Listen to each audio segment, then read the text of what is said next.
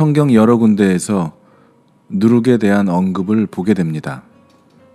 천국은 마치 가루 서말 속에 넣은 누룩과 같다라고 할 때처럼 좋은 뜻으로도 사용하지만 오늘 마태복음 16장에서 경계하라고 하신 이 누룩은 좋지 않은 의미로 말씀해주고 계십니다.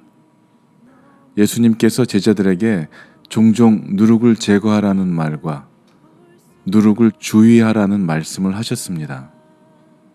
누룩은 전통적인 방법으로 빵이나 술을 만들 때 사용하는 발효제입니다. 밀이나 찐콩 등 곡류를 띄워 누룩 곰팡이를 번식시켜 만들죠. 누룩이라고 하는 것은 부풀게 하는 성질이 들어있습니다. 빵에 들어가면 빵을 부풀게 하는 역할과 쌀을 숙성시켜서 술을 만드는 데 사용하기도 하죠. 바이러스처럼 곰팡이들이 자랄 수 있는 환경을 만들어서 증식과 번식을 시켜 만들어냅니다. 예수님의 제자들은 종종 예수님의 말씀에 동문서답으로 대답할 때가 많았습니다. 오늘 본문에서도 예수님은 11절 말씀입니다. 내가 말한 것이 떡의 관함이 아닌 줄을 왜 깨닫지 못하느냐? 오직 바리새인과 사두개인들의 누룩을 주의하라고 예수님 말씀하시죠. 그때서야 제자들이 떡의 누룩이 아니고 바리새인과 사두개인들의 교훈을 삼가하라고 말씀하신 줄을 깨달았다고 성경은 말해주고 있습니다. 예수님께서는 바리새인들과 사두개인의 교훈이 제자들과 또 예수 그리스도를 따르는 삶에 누룩이 되어서 그들의 삶을 급속도로 변질시킬 수 있기 때문에 주의를 하라고 말씀하신 거였어요. 여러분, 누룩의 특징은 무엇입니까? 누룩의 특징은 그 누룩이 들어간 것의 성질을 바꿔버리는 거예요. 누룩이 들어가면 발효가 일어납니다. 그래서 이전과는 전혀 다른 것이 되어버린다는 것이죠. 옷에도 누룩 곰팡이가 피게 되면은 냄새가 나고 입을 수 없게 되는 것처럼 말입니다. 바리새인과 사두개인들이 예수님을 시험하려고 하면서 하늘로부터 오는 표적 보이기를 예수님에게 청했죠. 사실 예수님께서는 이미 그가 메시아로서의 기적과 이적을 많은 사람들에게 보여주고 행했음에도 불구하고 여전히 표적을 보이라고 요구하고 있는 것입니다. 예수님께서 말씀하신 바리새인들과 사두개인들의 누룩은 무엇입니까? 바리새인들은 어떤 사람들이었습니까? 그들은 사람의 가르침인 장로들의 유전을 지키는 것이 하나님의 계명을 지키는 것이라고 잘못 가르쳤고요. 사람의 유전을 철저히 지키는 자신들을 마치 경건하고 의로운 사람으로 포장했습니다. 그들의 삶은 그들이 철저히 그리고 열심히 지키는 그 종교 행위라는 누룩을 통해서 실제보다도 더 부풀려져 보였습니다. 그들의 종교 행위는 사람들의 눈에 보기에 완전해 보였을지 모르지만 그들을 향한 예수님의 평가는 완전히 달랐습니다. 그들을 외식하는 자로 그리고 입술로는 나를 공경하는 것처럼 보이지만 마음은 내게서 멀리 있는 사람들이다 라고 말씀하시면서 사람의 계명으로 교훈을 삼아 가르치고 있는 저것은 나를 헛되이 경배하는 것이다 라고 말씀하셨습니다. 너희가 하나님의 계명은 버리면서 사람의 전통을 지키려고 하나님의 계명을 저버리는 자들이다 라고 말씀하셨어요. 그렇다면 사두개인의 누룩은 또 무엇일까요? 사두개인들은 예수님 당시에 대제사장들과 그들에게 충성했던 친인척들이었습니다.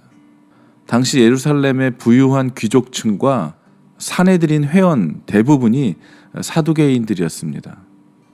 이들은 자신들의 정치적인 이 기득권을 유지하기 위해서 헤롯궁이나 로마에서 파견된 그 집정관들과 긴밀한 관계를 맺으면서 유착 관계를 맺고 있었죠. 유대에 살면서도 늘 지향하는 것이 있었다면 그들은 로마의 파워, 로마의 힘이었습니다. 메시아를 기대하지도 않았고 몸의 부활이나 죽은 뒤의 심판을 믿지도 않았습니다. 이들의 관심은 오직 현재였습니다. 현실 속에서 이 세상 속에서 권력의 중심이 되는 것이었죠. 이 땅에서 번영하고 성공하는 것, 그것을 하나님의 축복으로 여기고 힘을 추구하는 삶이 바로 사두개인들의 누룩이었던 것입니다.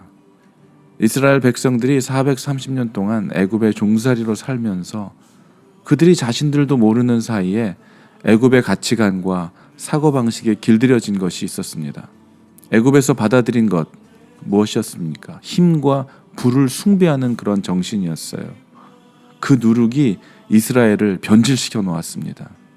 노예로 살 수밖에 없는 삶의 연속이었죠. 그래서 하나님께서 그들에게 그 누룩을 제거하라고 하신 그 궁극적인 이유가 애굽의 문화와 우상 숭배의 영향력에서 완전히 제거해내야 한다는 것이었습니다. 사랑하는 여러분, 누룩으로 가득한 이 세상에서 우리가 깨어 기도하지 않는다면 누룩 없는 자로 사는 것은 쉽지 않습니다.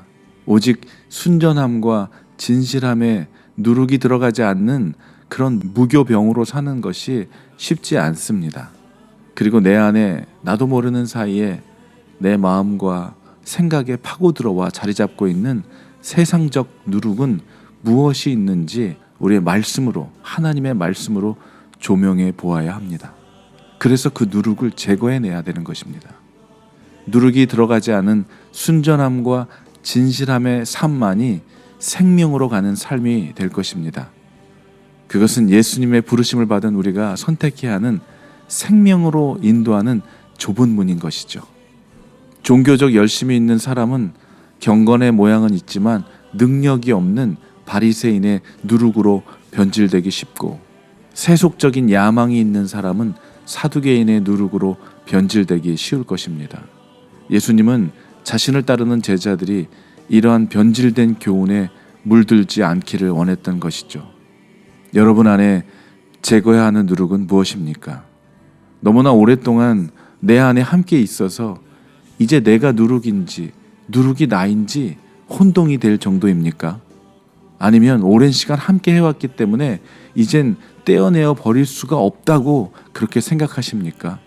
사랑하는 형제 자매 여러분, 이제 내 몸의 일부가 아닌 누룩으로 판명되었다면 그 누룩은 우리 몸에서 완전히 떼어내 버려야 합니다. 우리 안에 묵은 누룩을 제거하고 다시 예수님 한 분을 향한 순수함과 진실함을 회복하는 저와 여러분들이 되시기를 주님의 이름으로 축원합니다.